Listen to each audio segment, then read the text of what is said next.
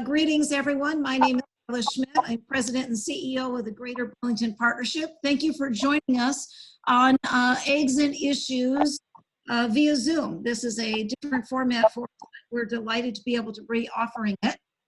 Our sponsor today is the Indiana, Illinois, Iowa Foundation for Fair Trade, and we thank them for their sponsorship of the Eggs and Issues that we're holding in the afternoon. We are delighted with us on the phone, Representative Loebsack. And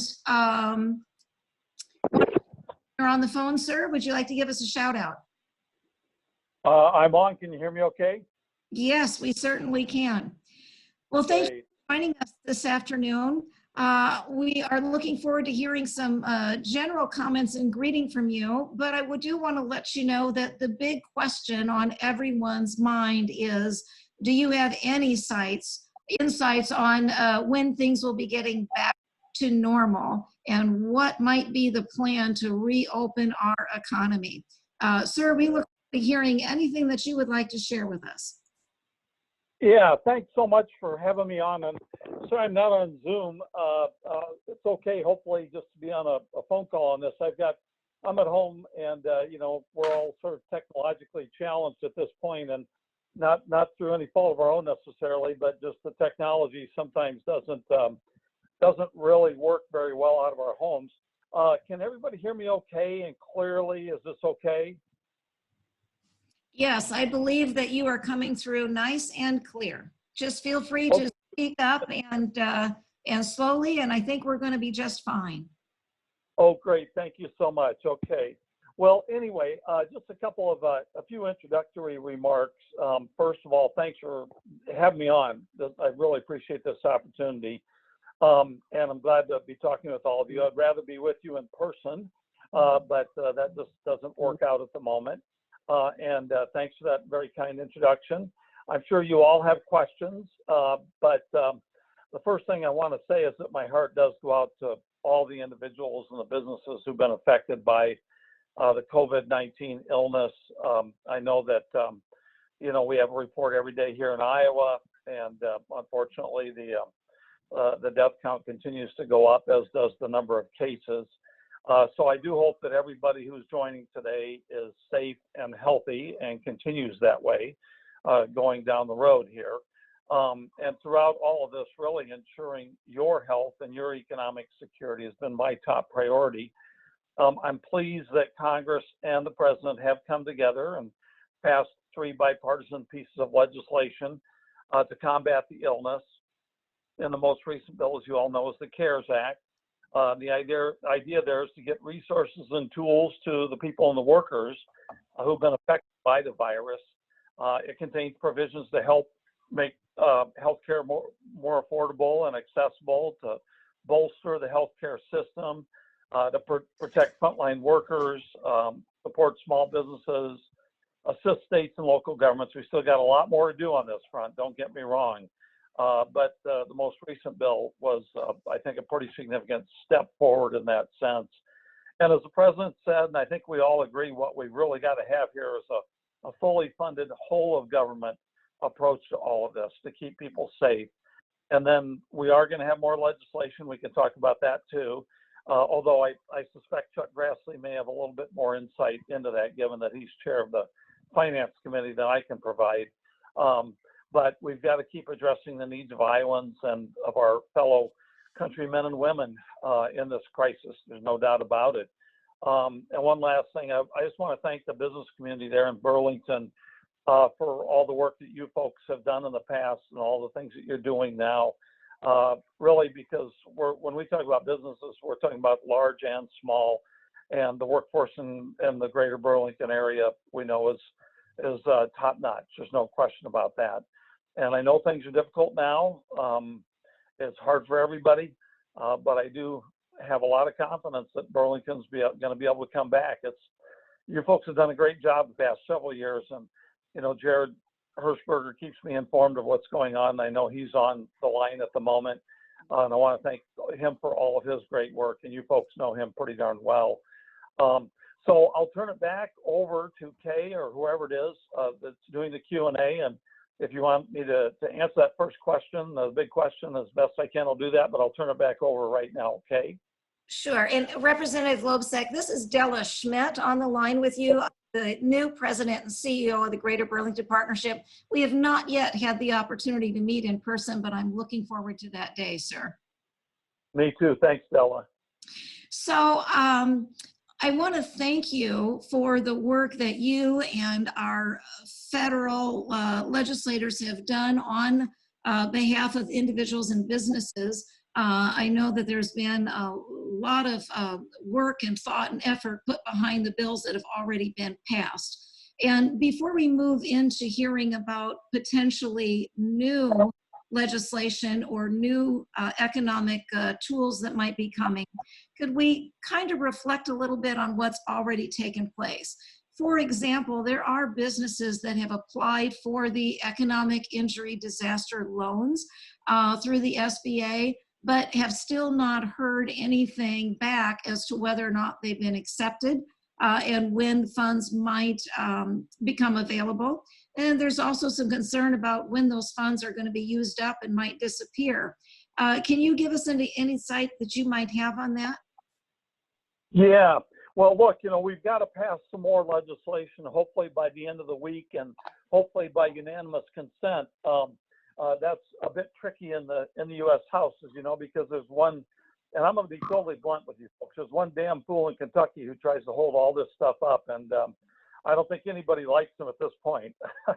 But, we've really got to get this done by the end of the week, and I know that there's negotiation going on among Democrats and Mnuchin, Republicans and Mnuchin. I don't know that Democrats and Republicans are talking that much to one another at the moment, unfortunately, because there are different ideas about how to move forward, whether it ought to be simply an extension of the small business provisions in the CARES Act, or whether it ought to be something that goes beyond that to more directly help workers, to help our local, state, local governments, which are in dire need of assistance, and whether it ought to go beyond that and continue to help hospitals more and community health centers. Where it ends up this week, I can't say for sure. I think if we didn't have to have unanimous consent, I think we've got a great chance, quite honestly, of getting something done by the end of the week. But because we're not there, and it's highly unlikely that we're going to be able to get back there.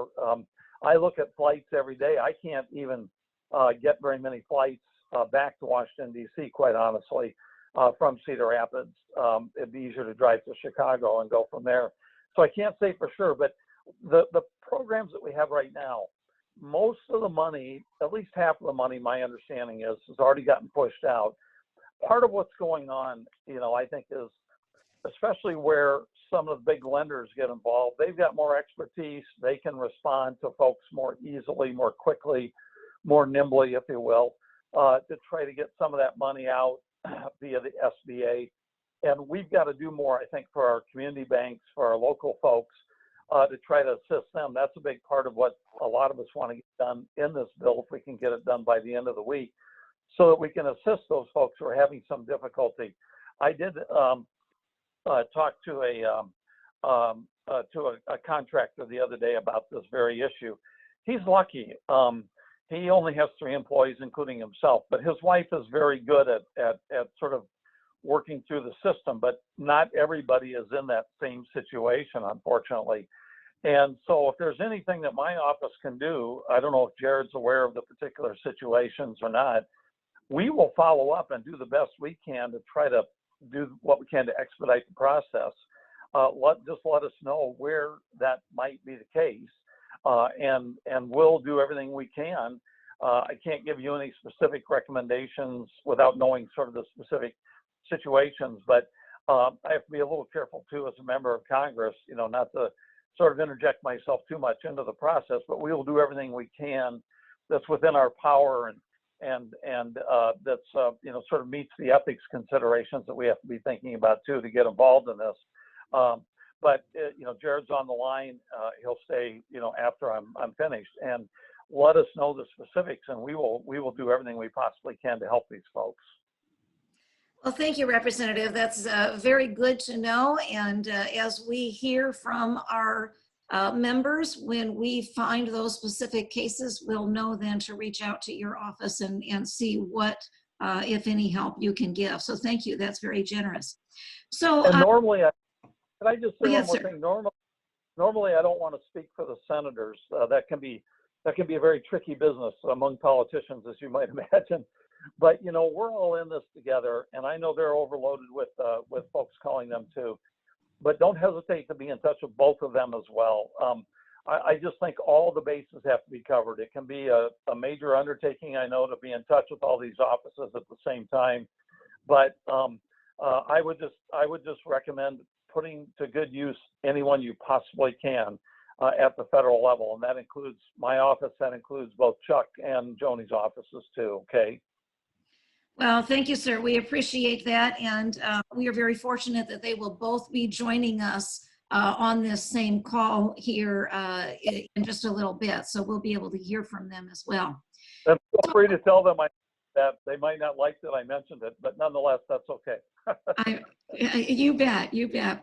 So what are you hearing in your conversations and communications regarding plans to reopen the economy and when things might get back to some semblance of normal? Yeah, that's really the big question that everybody has, and I'm sure that American families are talking about that every single day, to the extent to which they sit around the dinner table together, which is every day now, I guess. This is going to have to be a state level decision. There's no question about that. We're getting so much uncertainty coming out of different levels of government, as you know, and primarily, unfortunately, and I'm not trying to take a cheap shot at the president. This is not my point. But, we're hearing different things from him and the administration. I really think that this has got to be left up to the governors. And I think most of the governors are doing a great job around the country at this point. Some are taking, kind of a tougher stand about whether to order all of us to stay home and close virtually all businesses except the truly essential businesses. And I know here in the state of Iowa, Kim Reynolds has not issued a strict stay-at-home order, if you will. But she's done a lot of other things that have had some of the very same effects that some of the other states have put into effect as far as orders from the governor is concerned and the legislatures. I think it's going to be up to the states to make that decision. The president has no power as such to do that. And he's now saying, look, I'm authorizing the governors to do what they can do. Well, they're going to do that anyway.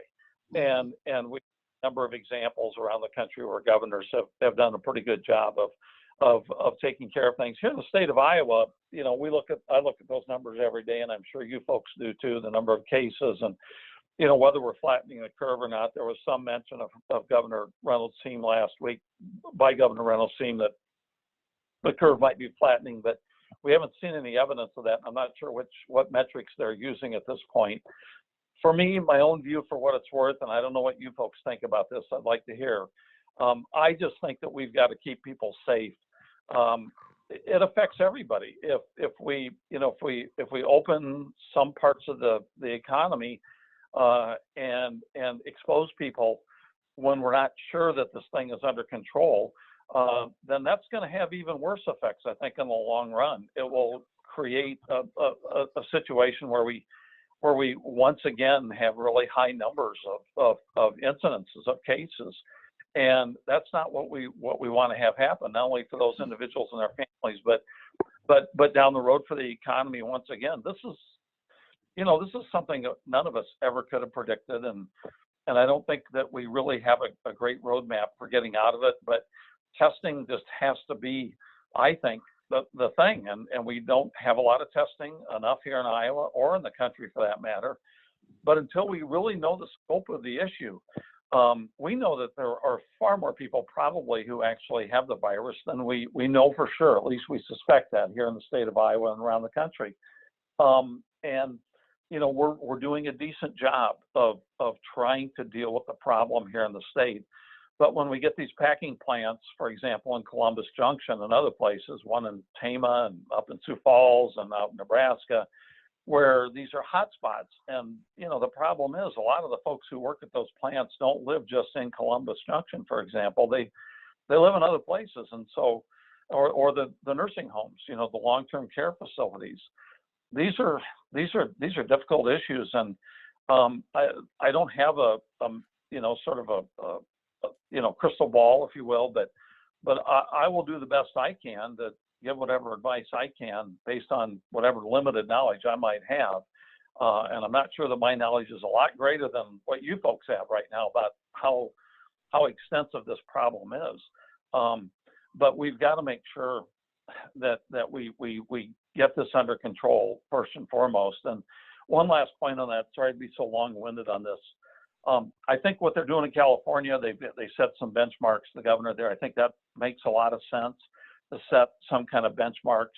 I know that our governor is going to be addressing this in the coming days, and I'm looking forward to what she has to say. But for me, quite honestly, to open this up too soon, I think would lead to far greater dangers down the road, not only in terms of lives, but in terms of the economy as well, quite honestly. But I do want to hear from you folks, and I'm open-minded about this and what you folks would like me to be doing, if that's okay. So thank you. Well, Representative Loebsack, you've given me a great transition. We have received a few questions, and some of those listening in on this call, feel free to use your text box or chat box to submit questions. I am going to surrender our time to Jeremy Hess, Economic Development Director at the partnership, and let him field some of those questions for us.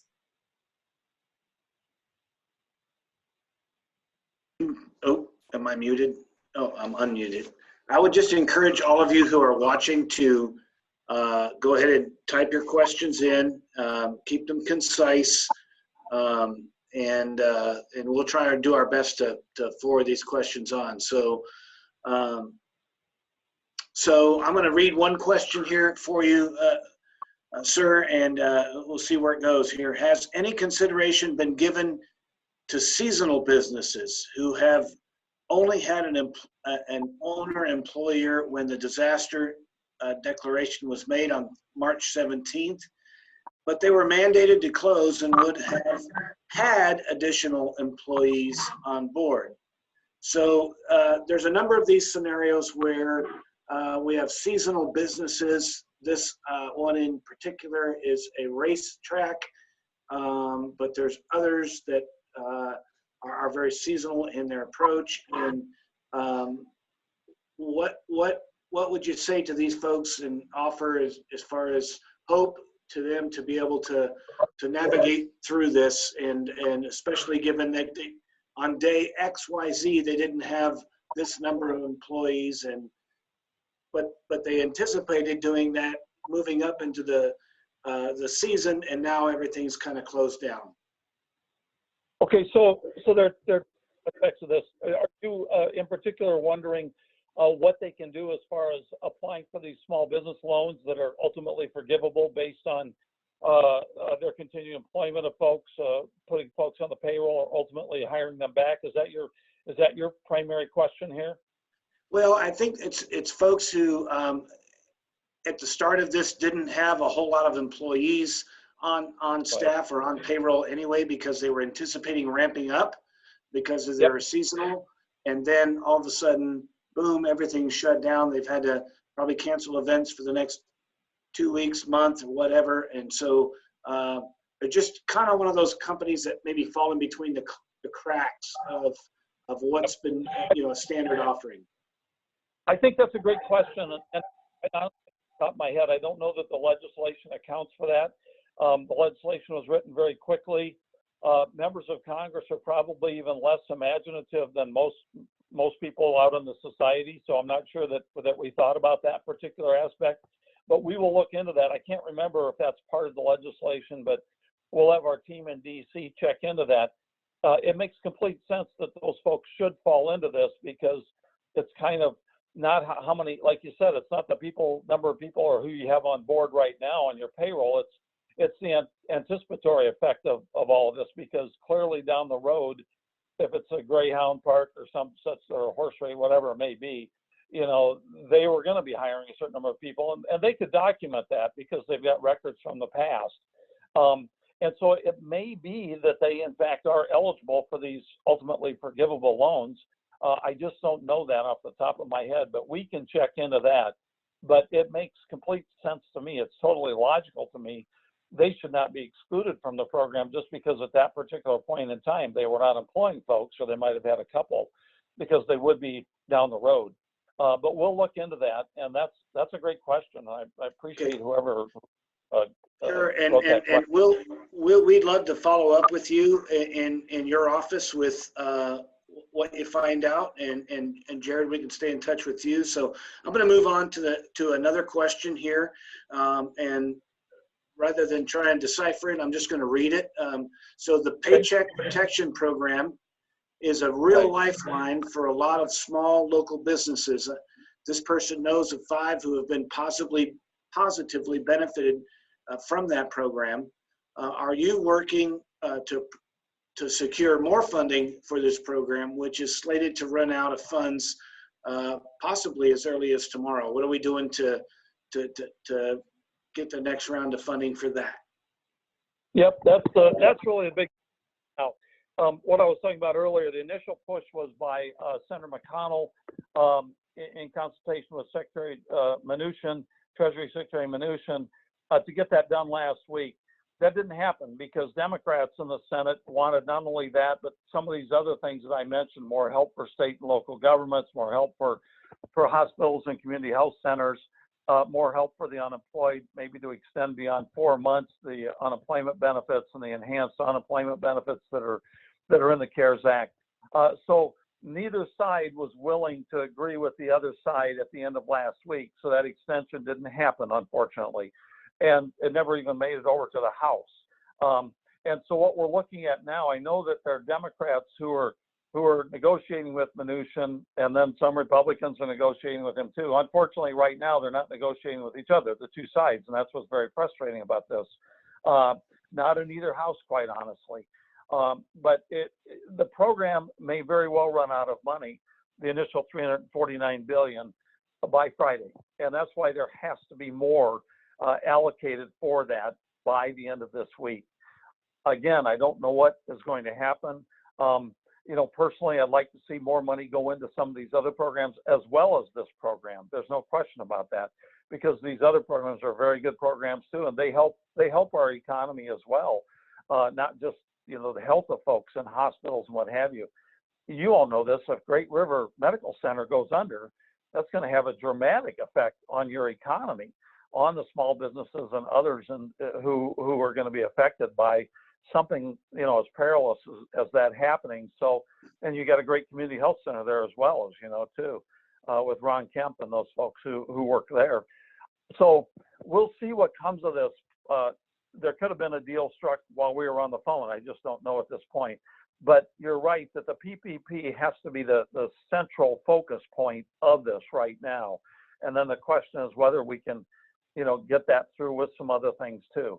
And if we get it through by itself, then I would go along with that. I'd like to have the other things as well, but if we can't get those other things, then we definitely have to extend this program. There's no doubt about that. Okay. All right. Well, thank you. More to come on that. So I've got a couple of questions here, and I'm just going to run the risk of some of this is going to get a little bit narrow as far as hitting a particular group and so forth. And so, you know, would love to be able to have a follow-up conversation with you, or an email back and forth to address some of these that maybe don't hit the masses, but they hit individual companies that are particular to our area. So one question comes that the stimulus left a kind of a gap in the kind of the 18 to 24 age group that may be college students. So there might be college students out there that parents can't claim on their dependency, and they did not receive any stimulus. They can't go to work in the jobs that they normally did because those jobs are closed down. And so could there be any consideration to include this area of population that's seems to be narrow. But if you've got one or two kids that are 22 and 24 years old and they're in college and they're not on your taxes and you're not getting the stimulus and they're hurting, what might you be able to consider for that? That's a great question. That has come up quite a bit, actually. And in particular, what's come up is the $500 that a married couple ought to be able to get for each one of those folks. You know, that's something that we are looking at trying to resolve. But you know, there are a number of gaps, if you will, in that big piece of legislation, and that's certainly one of them. There's no doubt about it. So I agree. We've got to be looking at that. We'll keep you up to date on that. Okay, and again, I'm afraid to get too narrow here, but it's not uncommon in our area. We have a number of businesses who are foreign-based businesses. So companies like Borgie and Alpha Goma, they operate in Burlington. They employ a number of our people. However, the owner of the organization is foreign-born, and so he doesn't have a social security number, but yet all the operations are based in Iowa. All these folks are in Iowa, and they're really pushing for some kind of help. Anything that can be done for an organization that employs Iowans, has based operations in Iowa, and what guidance might you give them if they were listening? Well, that's something, again, we've got to CARES 2 package pass, that we make sure that we remedy that kind of a situation. That's mostly been brought up with respect to workers themselves, not necessarily the small business owners or those who are, you know, involved in businesses or own businesses. But that has to be a part of that as well, because these are folks who are here, as you said, they're contributing to the society, they're employing people. They're very important. There's no doubt about that. And so that, again, we'll look to see what kind of adjustment to the original act can be made on that, but we'll keep following up on that with you as well. And I appreciate that. Thank you. Okay, I don't know, Della, if you're there, it's taken me a bit to cipher through some of these questions. I'm seeing a theme of just really anxiety or frustration with I think everybody's pretty pleased with the idea of the PPP Act and what that can accomplish, but there's angst and there's difficulty in overcoming the hurdles and getting approved, and of course, you know, time is of the essence. We can't tell people, well, we'll get back to you in a week or 10 days or whatever. Anything that can be done to kind of expedite those requests, and how does that work from your standpoint? And that's oh, did you want Della to answer? I'm sorry. Oh, I don't think, is that? I believe that question is for you, Representative. Oh, right. Okay, I'm sorry. Yeah, the more we hear about that, obviously, the more important it is that we deal with that in the second bill here, if you will. And that's what we're trying to do. Now, a lot of that is, you know, the administration and the SBA. It is a huge program. This doesn't help alleviate people's concerns, but it is a huge program, and it's a lot of money, and it's not what the SBA was anticipating coming down the pike for them. And you know, I think that as an organization, that we got to give them some credit for getting these rules in place. You know, when they did, it was really hard, but there's still a lot of kinks to work out. And the bankers in particular, the lenders found out about that when this thing went up and live on Friday morning, I guess it was Thursday, Friday morning, whatever day that was. Not everything was all that obvious in terms of what these bankers, especially the community bankers, were frustrated because, you know, they didn't have a lot of the expertise necessarily that some of the big banks had, or some of the clout, if you will, too, with the SBA. But I know that a lot of that's getting worked out, and again, not all of it. And so we've just got to keep working as hard as we can to expedite the process. And we're trying to work with the administration.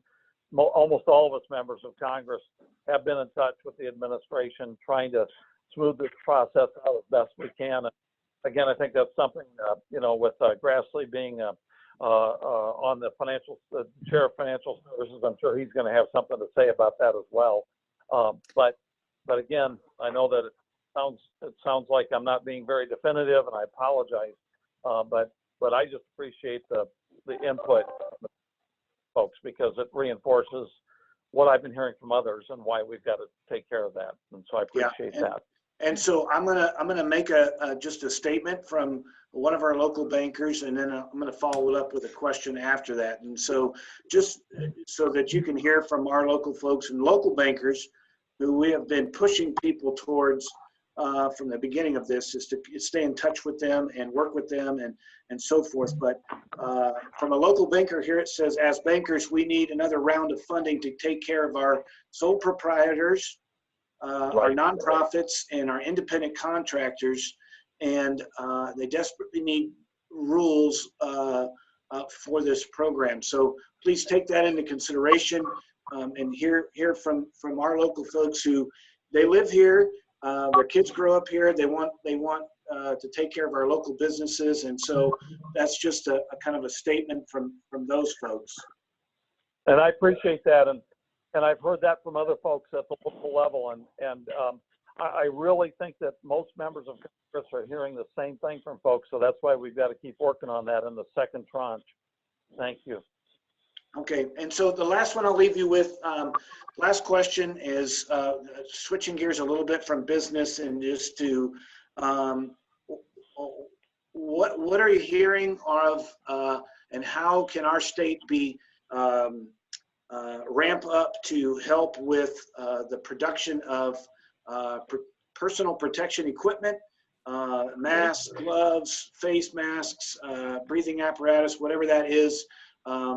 How are we situated, and what, is there a call for more assistance and so forth? If you could speak to that. Well, you know, the administration's been primarily working with big companies, and I think there's a real need there for smaller companies, no doubt. I would suggest that if there are any companies who think that they can participate in this process, that they be in touch with us, and we'll do everything, and with our senators, and we'll do everything we can to pass along the word, you know, to the administration, because, you know, I know that there are these shortages. Iowa, we haven't suffered the shortages quite as much. I stay in touch with a lot of these hospitals and healthcare workers. We've had some shortages, but it's not like, you know, New York or some of these other places. Another issue, you folks are down the river quite a ways from the Rock Island Arsenal, but something that a lot of us have suggested is that the Rock Island Arsenal be used in that sense too, just as it was during the Gulf War when our Humvees needed to be up armored because they're being penetrated by these projectiles that were being sent over from Iran, and they were killing our troops. I happen to have my stepson and his wife were deployed at different times, and they were telling me about this issue. Before I became a congressman, the Rock Island Arsenal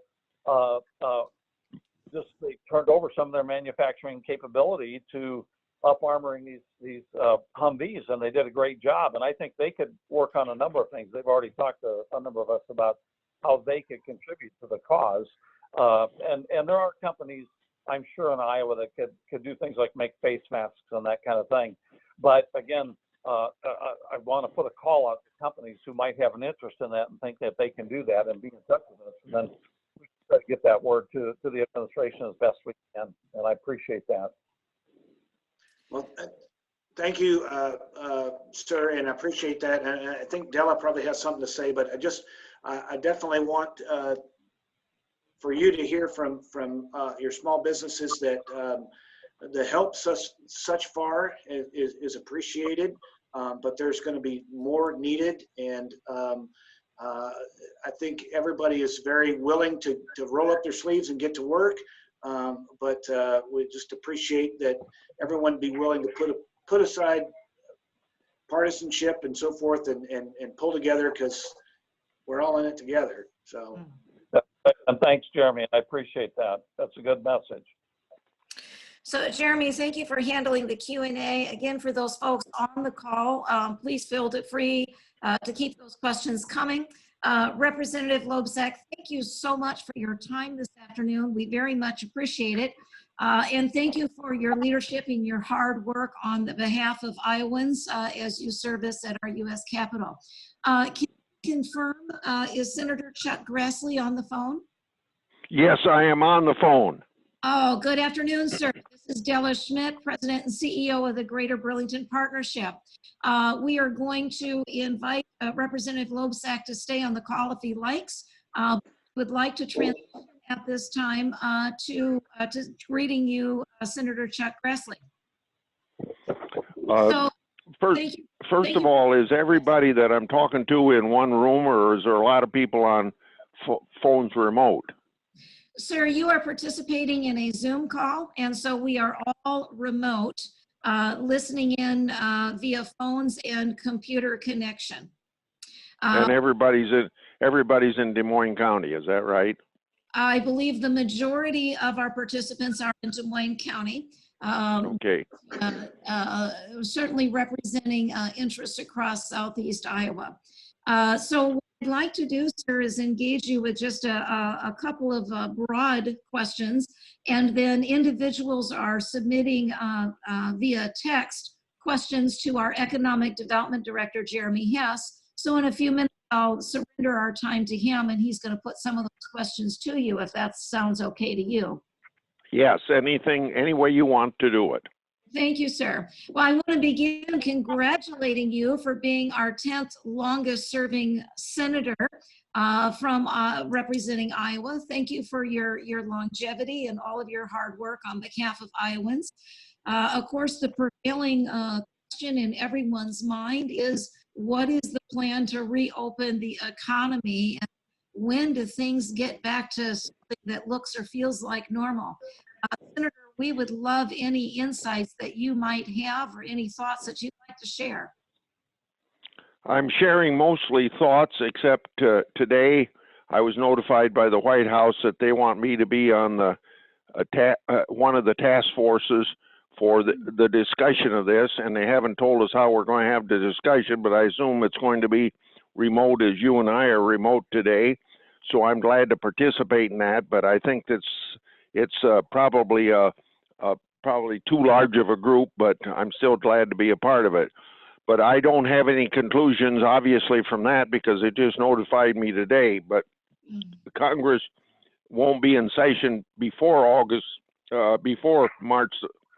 May the 4th, and it could be later. I quite frankly hope it isn't going to be later, but the really hot spot and probably the apex of the virus in the Washington D.C. area is going to come later than it is in some other parts of the country, so that may have a factor on when we get back.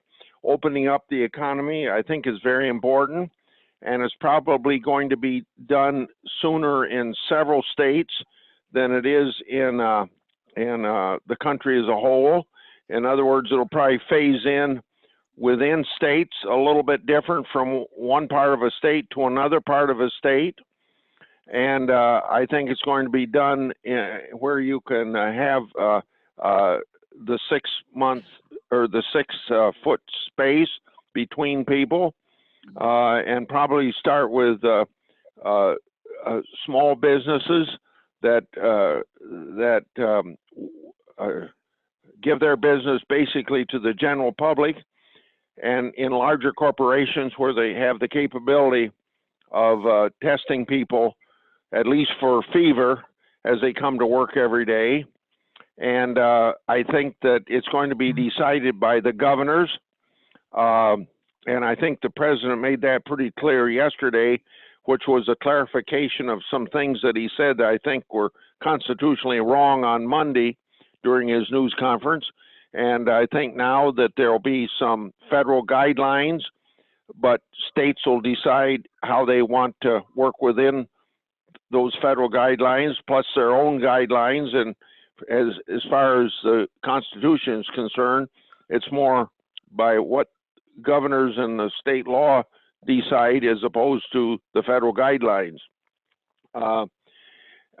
And it'll probably spread out over a long period of time. And I just hope it's, when you asked about things getting back to normal, I hope they get back to normal, at least so kids can go to school in September. And I hope a long time sooner. When we passed the CARES Act, we went into it with open eyes. That we were 3 weeks ago when we put it together, it was what we thought would be maybe getting back to normal in 3 months. 3 weeks later, it doesn't look like that to me. But what we said we were going to do was kind of like looking ahead 3 months. And if things didn't turn around in 3 months, that we'll have to be back here maybe doing the same thing, or a little bit more or a little bit less, depending on what the situation is. And I think as time goes on, I think more of my colleagues talking about what we call phase 4 is a pretty good indication that there's already been a consensus that more is going to be needed to be done. And that more will be some of the same, but it could be, I think I heard as you were asking the congressman questions that there's some things that we overlooked or weren't even aware of. I wouldn't say we overlooked them, because I don't think some of the things we were even aware of them.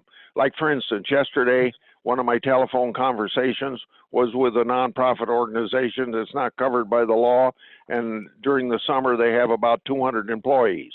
So that's something we have to look at. I had a conference call this morning with a trade group for another group that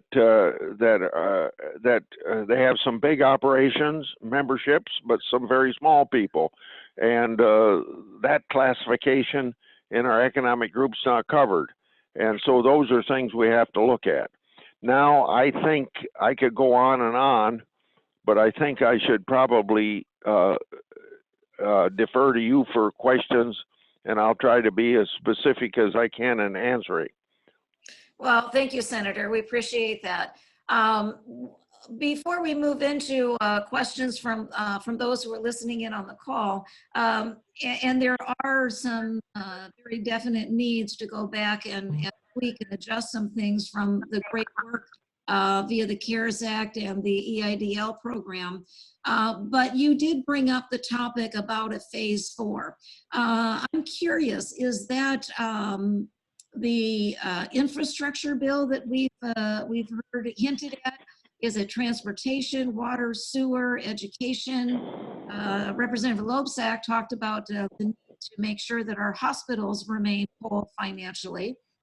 Is there any possibility that in addition to funding, that there might be some regulatory relief? Well, I think any regulatory relief isn't going to be legislated by Congress. What regulatory relief we've had, and this administration is committed to having more, will come through decisions by the president. And about the only way Congress gets involved in it, sometimes these changes in the regulatory process, if you actually change regulation, they're subject to override by the Congress of the United States if there's enough votes to override. And basically, there haven't been very many overrides in the 20 years that process has been used. I think that that any action on regulations within the Congress of the United States would take great bipartisan cooperation, and I think Democrats have felt that what deregulation we've had already, the president shouldn't have done it. So, but the president does have the authority through regulation writing to deregulate, and this administration took an early position that 2 regulations ought to be rescinded for every one that goes into effect. And I think they've got some statistics that would say they've gotten rid of regulations many, many times more than that 2 for 1. And so I think you've got to look at deregulation that way. Now, for my part, being your representative, if there's some deregulation that we've had on the books, let's say for 30 years, and you think it ought to be done away with, I'd be glad to consider that. And if I thought it was the right thing to do, I would suggest that to the administration, because regulations can be rewritten like they're written originally. They can be rescinded by action of the president. Well, thank you for that, sir. And so again, circling back to the phase 4 that's being talked about, do you see that as being transportation and infrastructure focused, as well as going back and adjusting some of the things from the original CARES Act that maybe need to be tweaked? The answer is yes, because there's bipartisan support for it in the Congress of the United States, and the president very much wants it.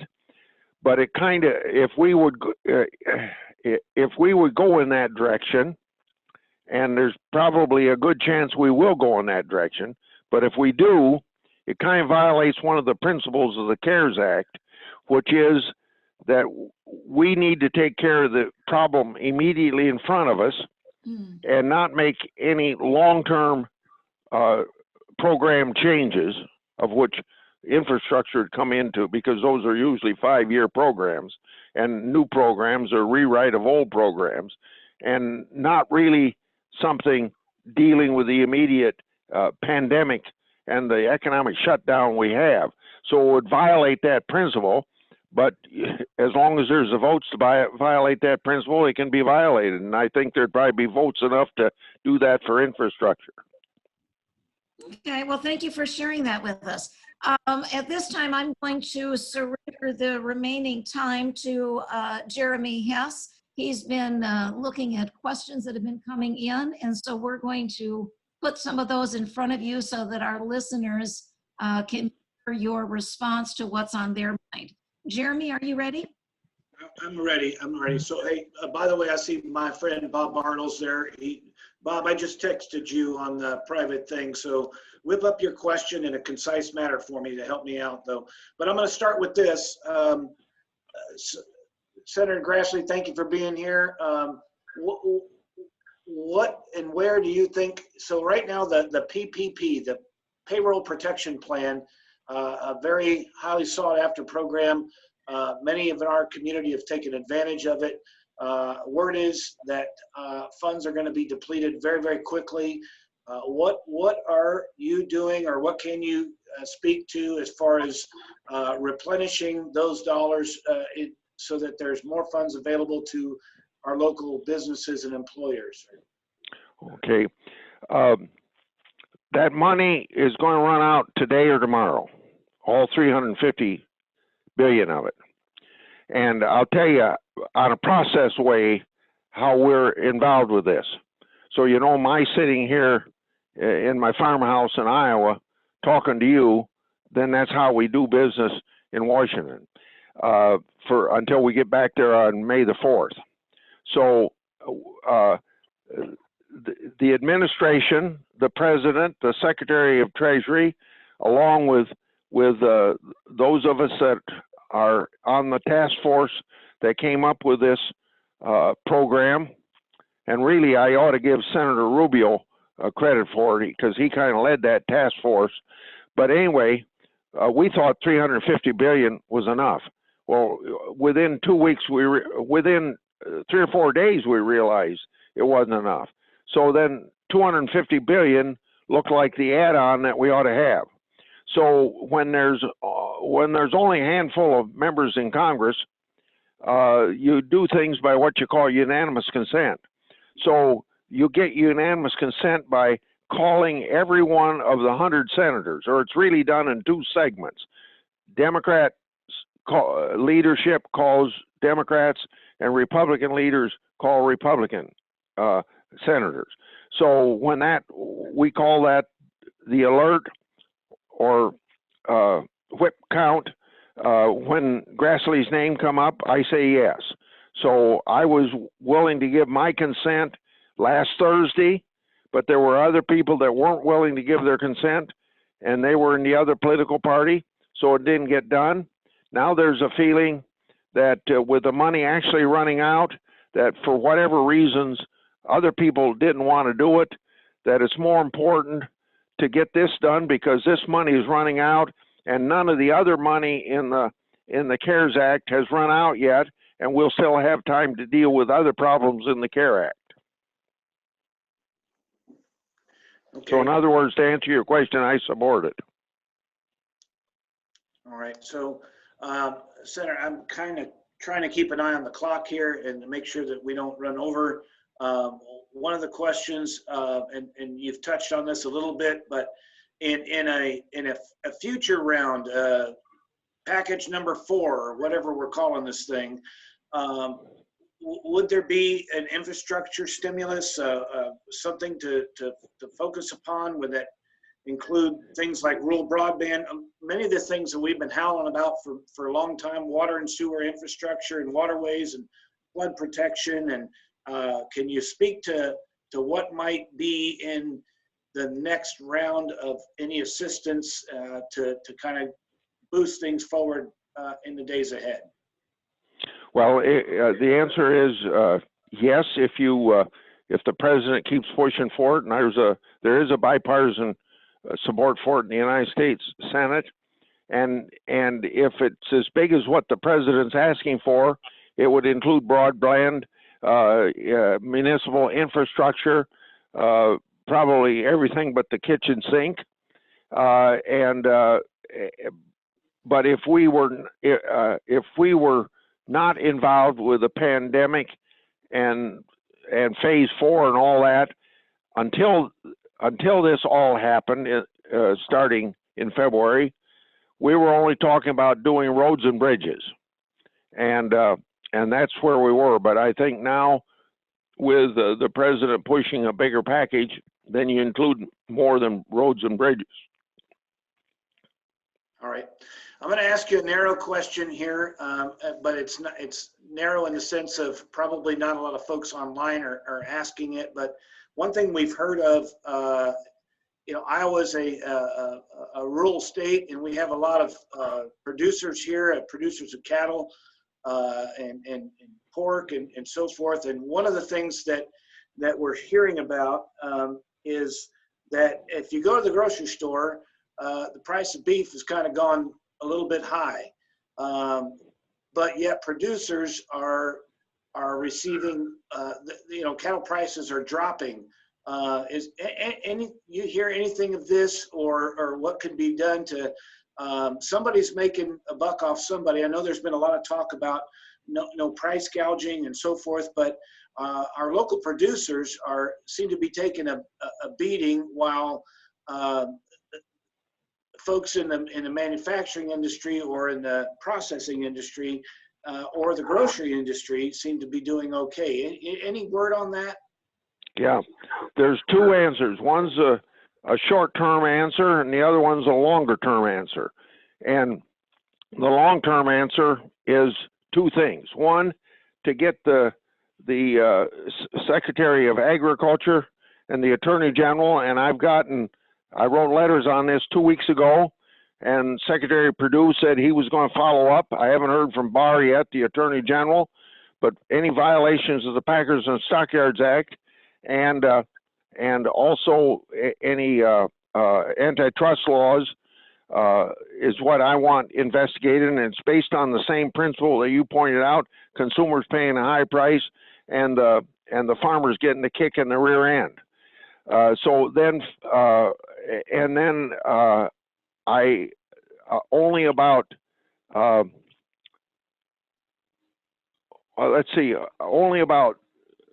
let me put it this way: a very small percentage of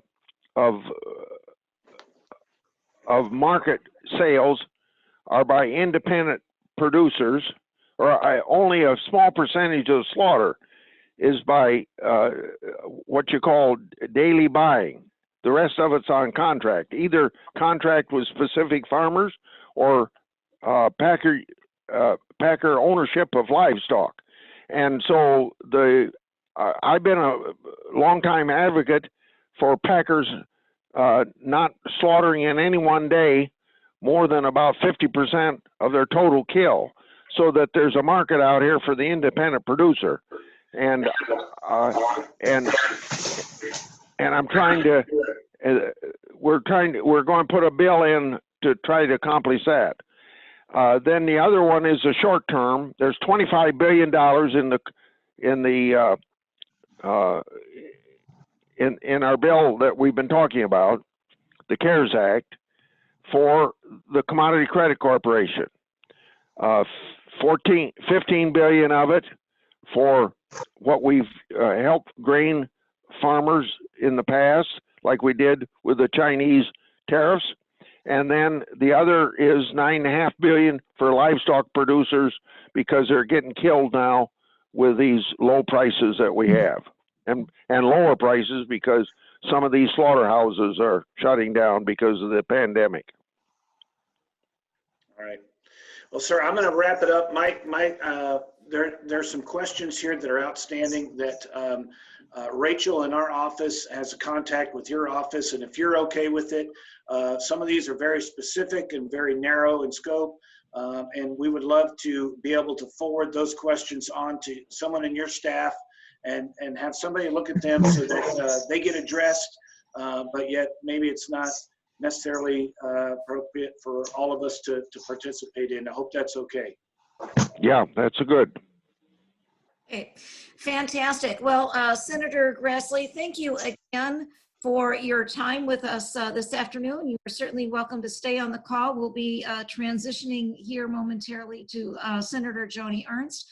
But again, on behalf of the constituents in Southeast Iowa and the Greater Burlington Partnership, thank you for your longstanding work and leadership in the U.S. Senate on behalf of Southeast Iowa. We appreciate all that you're doing on our behalf, Senator Grassley. Well, let me close by saying that my office in Washington, D.C. has been closed, like I think most Senate offices have been closed, but everybody on the staff is working remotely from their home. My offices in Iowa are open, like the one you might use there in Davenport, and there's 2 people there, maybe one person one day and the next person the next day, and then the others working from home. So I hope that you will keep in touch with me, and particularly these problems you need worked out or anything that I ought to know. And the email is a good way to get a hold of me. Over the weekend, I got 1,300 emails.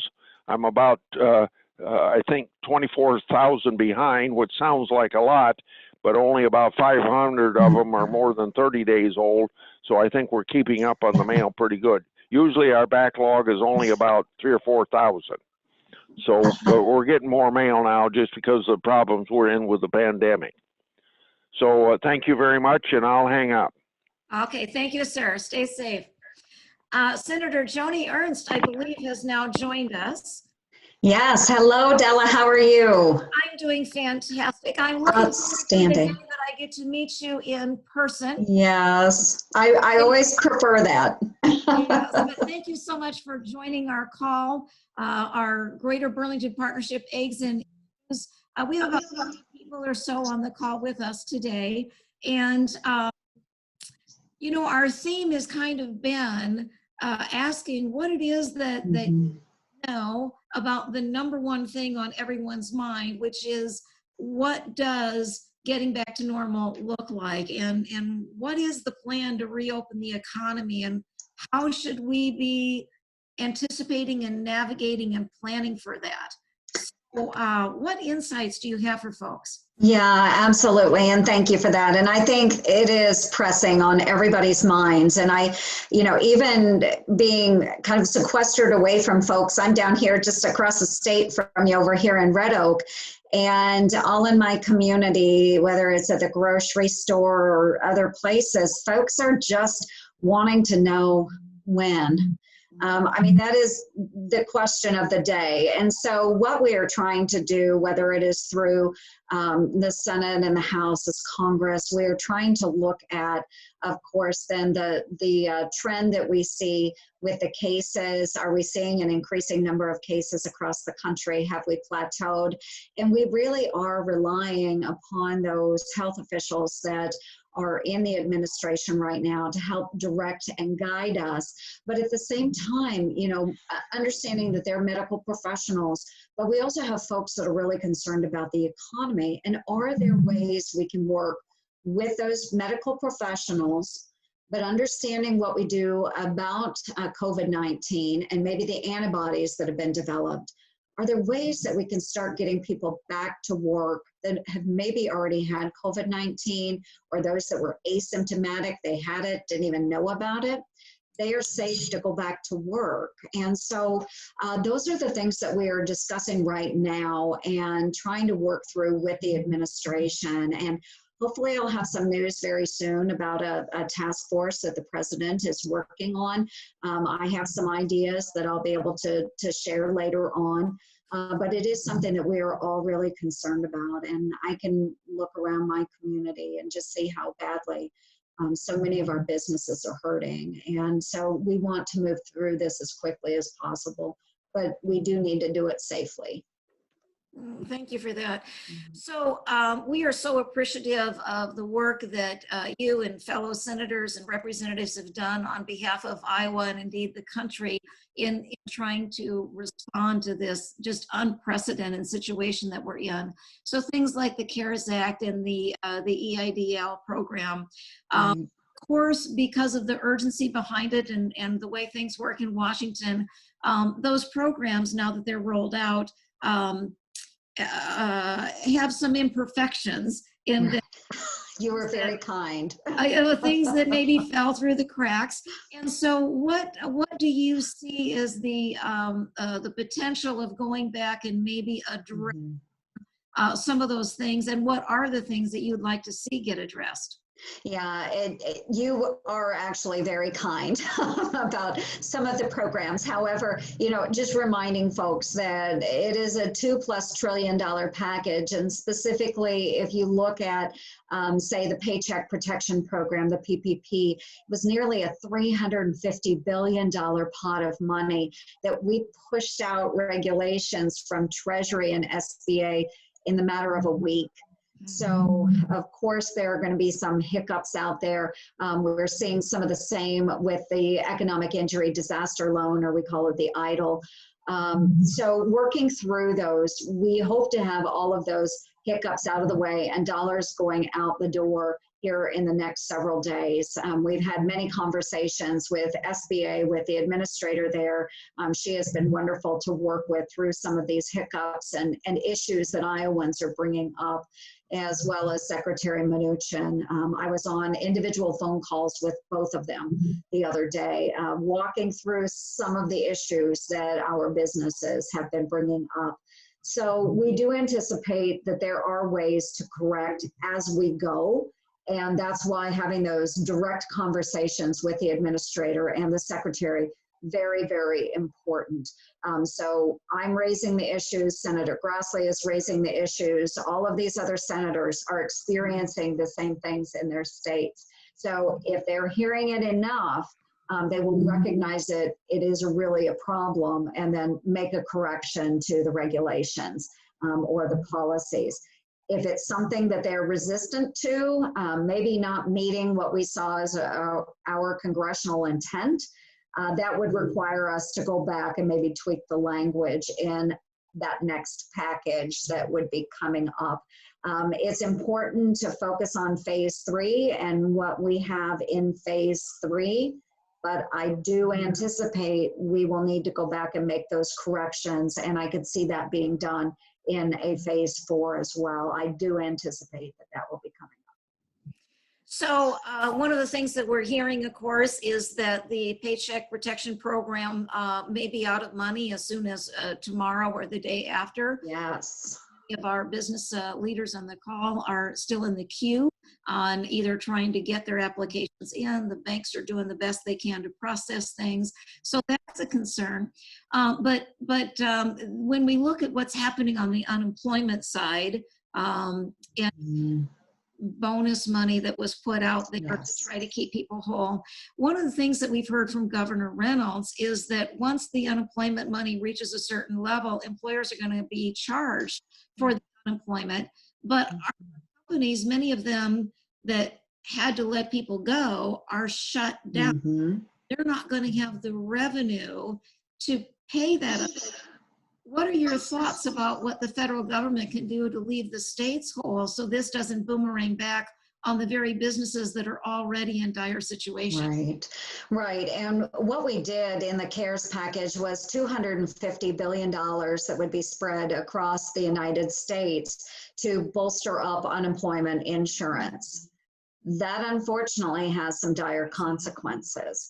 And we are seeing that right now. I've heard from a number of Iowa employers that they had no choice. They had to let people go early on in this process. But what we're seeing is with those additional dollars now, there are many of those UI recipients that are making more than what they did on their jobs. And so there is no incentive for them to go back to their employer. And so we do have a number of businesses. They've called me and they said, hey, Joni, we are trying to open back up, but people are telling us they're not going to come back because they're making more money. Exactly. This is an issue. We did try to run an amendment to the CARES Act when it was on the Senate floor. I supported that amendment so they wouldn't be making more than what they did on the job. We understand UI is very important when people are laid off, but if it becomes a disincentive for going back to work, that's when we have the issue. So I did support that amendment. We did not have enough support to get that passed and put onto the CARES package. So I think, though, that if we see enough concerns in some of those other states, perhaps we might be able to flip some of those votes and make a correction coming up. But folks, I can't guarantee that. So we will do our best to make those corrections. But I just can't guarantee that it will happen. We had tried it once. We explained what we saw would happen, and we just couldn't get the majority necessary to support the amendment. So it is an issue. With the Paycheck Protection Program, we do recognize that it will likely be this week that we run out of those obligations for dollars going out the door. And I am hopeful that we will be able to get unanimous consent to pass just a streamlined funding package for PPP. That's what we need to do, is just focus on that program, make sure more dollars are allocated. Otherwise, it's going to have to wait until May.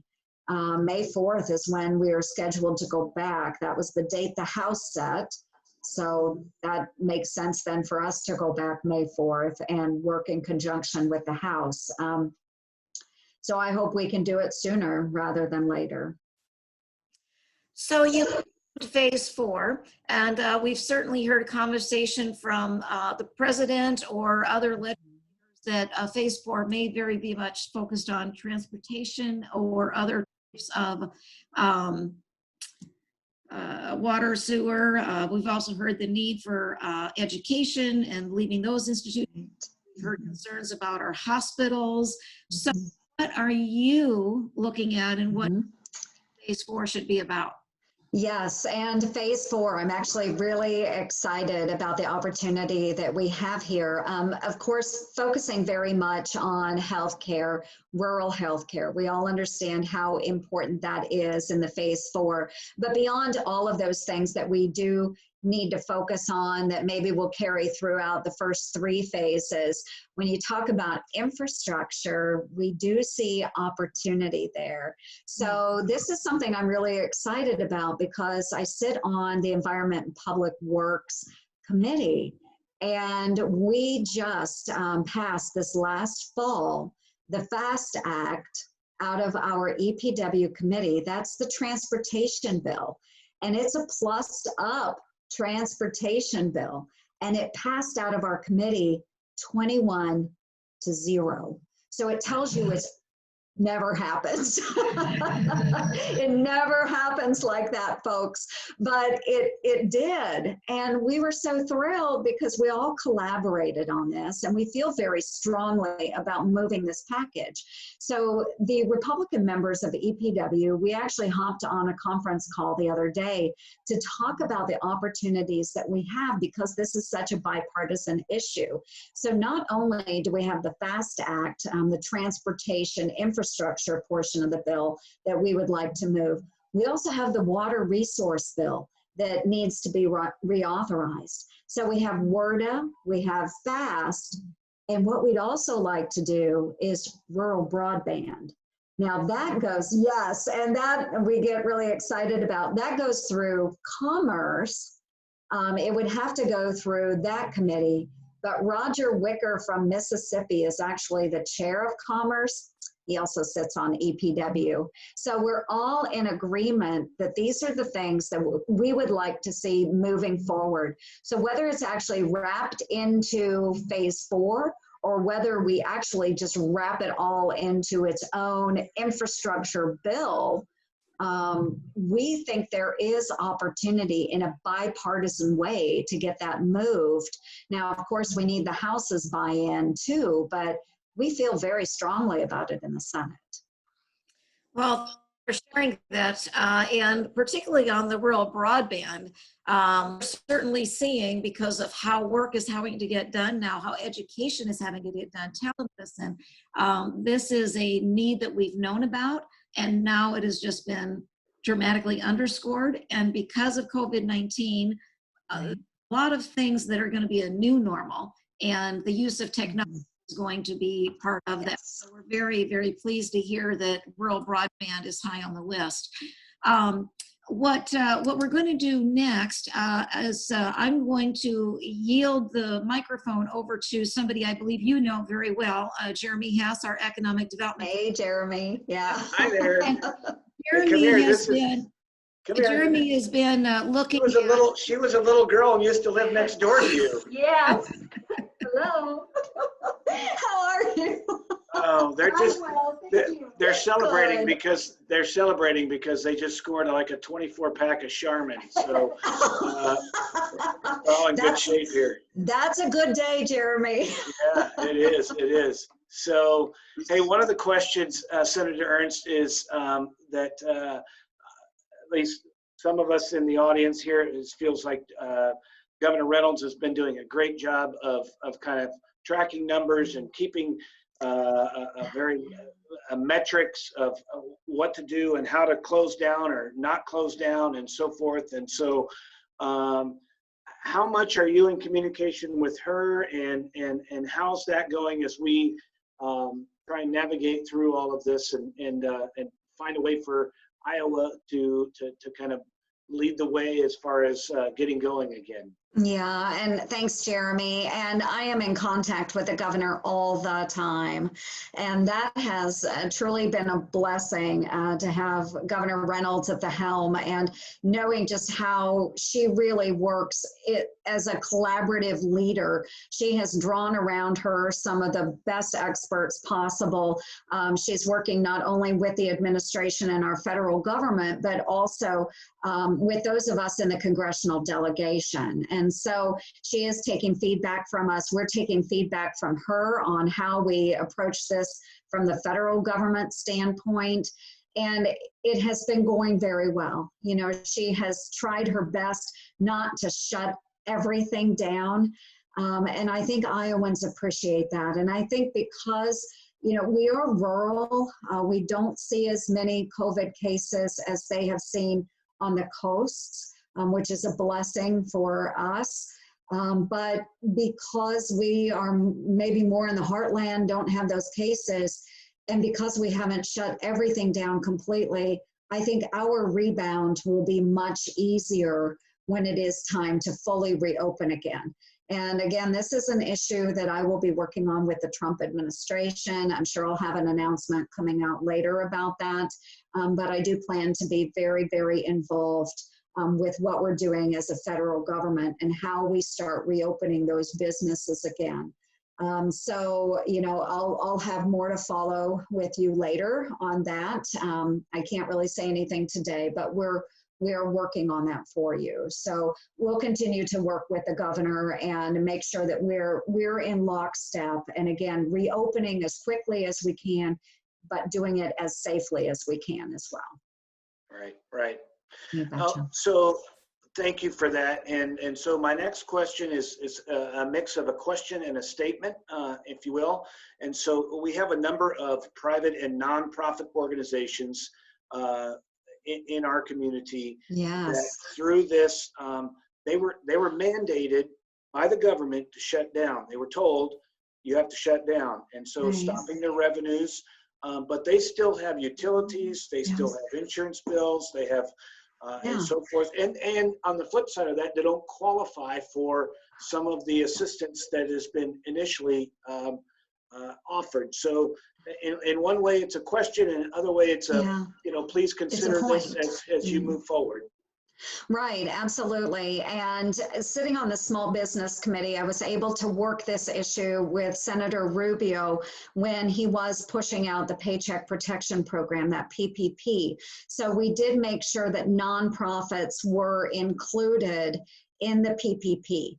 So they do qualify, where typically they wouldn't be able to receive assistance from the SBA, but we made that provision so that religious entities, nonprofits, sole proprietors would benefit from PPP as well, or those that are self-employed. So there is opportunity there, but one of the other avenues too, and I know Tim Goodwin was on the, I saw Tim earlier, because I met him when we were going through Bridges Out of Poverty in Burlington. And there's a lot of nonprofits out there. They're not able to do their normal fundraising activities. They're not doing their spring galas. Life is just very different, whether you're a food pantry, education related, whatever type of nonprofit you are, they're not getting those revenues. And so we are looking at that from a federal standpoint, and what kind of breaks can we provide for those nonprofits, but then also making suggestions to folks, because I've heard about the direct assistance cash payments that have gone out, and a lot of people are saying, well, I don't really need this, this cash payment from the federal government. I'm okay. I don't have any debts. And my suggestion to those people is then remember those nonprofits, remember the churches that aren't bringing in the revenues right now, and maybe take your check, sign the back of it, send it on over to one of those nonprofits that you normally support. Make sure those dollars are going to some of those nonprofits, because we know how desperately they are needed in our communities. Great. Another question, or would be happy to hear from you on, is that, so Burlington is a rich town in many ways as far as the diversity, but we are a manufacturing community, a lot of manufacturers. And so some of our employers are wanting and trying to supply their employees with PPE, masks and hand sanitizer and so forth, and they just can't find it. Is there, could you speak to that, or is there anything that's working that might be able to help those folks kind of get their hands on some things that they got to keep moving because they're part of the critical industry, but yet they want to keep their folks safe? Absolutely. And this is something Senator Grassley and I were on a call just a couple days ago as well. And if we only knew then what we know now, obviously, we would spin up production of whether it's hand sanitizer, masks, toilet paper, whatever. But certainly there are a number of manufacturers and even our ethanol facilities that are converting so that they can supply those products. So things like the masks and the gowns and the other PPE, we're trying to acquire those as quickly as we can. Things like sanitizer, something that is fairly simple for our ethanol plants to convert and start producing. And Sire over here in Council Bluffs has recently started producing what they're calling Siretizer. It's a hand sanitizer from ethanol, because the demand of ethanol is down. So they've retrofitted. So we are working on things like that, trying to be creative, not only from the federal government standpoint and how can we encourage manufacturing of necessary supplies, but what can we do on our own to make sure that we're providing the necessary items. So it is a work in progress, and I understand the one thing is that as we are producing the masks and the gowns, they're being consumed as quickly as we can provide them. So Senator Ernst, I'm gonna share a concern with you that maybe you heard the tail end of it with Senator Grassley, and I know this one will be meaningful to you, and that is, so Iowa being an agricultural state, we have a number of producers out here, whether they be producing hogs or cattle, and so and we're seeing really high prices in the supermarkets for these things, but yet our cattle prices are in the tank, and so forth. There's a disparaging, Yes, there's a problem there disparity somewhere.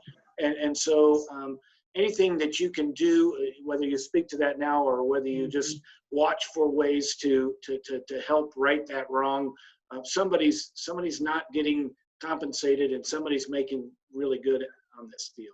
Yeah, absolutely. And I have felt that, so many of us felt that, but the disparity between that spread between what our cattle producers are making and what that end product, you know, going from the meat packers on to our grocery stores or retailers, it is enormous right now. And, you know, one of my childhood friends, when I ran into her over at Hy-Vee the other day, I mean, she was walking me through what she and her husband are going through. They are cattle producers. And, you know, they look for ways, okay, well, how can we sell our cattle around some of these restrictions then?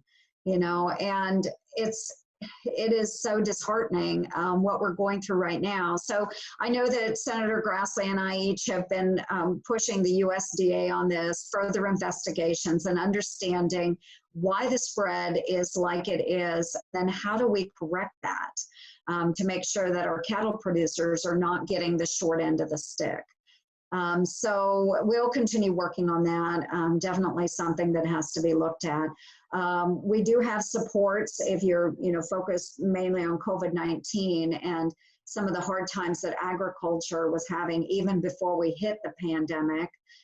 There are supports within the CARES Act that will go specifically to agriculture. We're trying to work with the Secretary Perdue, to get those dollars pushed out as quickly as possible.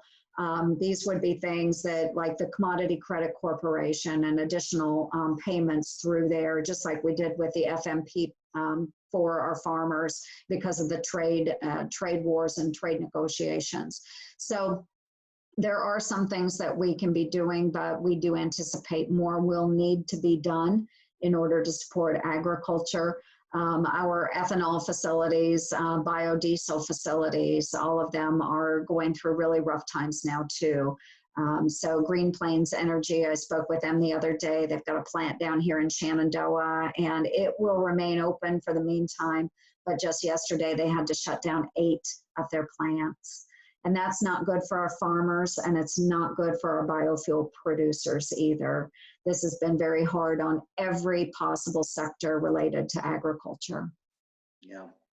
Well, listen, I'm gonna wrap it up with just a plea from our folks, many of them who are watching, and then I'll turn it back over to Della. That this is, you know, we've worked so hard in building up our community. We've had this thriving downtown. We've had this great restaurant scene, and we have all these great things coming and going, and boom, the door seemed to slam shut. And so we just appreciate your efforts, anything that you can do to help, first of all, like expanding the PPP program to get additional funding there, and just keeping we're ready to work, and people are anxious to work and serve and so forth. And so anything you can do on that end, we appreciate it so much. And then I'll turn it over to you, Della. Yeah, thank you, Jeremy, so much. Thank you, Jeremy. You did a good job there fielding all the questions. And Senator Ernst, I'd also want to acknowledge that we do have State Representative Cahoon, State Representative Kerr, Outstanding. Senator Green, Mayor John Phillips, City Manager from Burlington, Jim Furneaux on the call, as well as a cross-section Nice. leaders. So I know that we are appreciative of the work that is being done at our national capital on our behalf, because the interest isn't just of our business community, but also cities and our counties and our state, because we're all so interconnected. And Yes.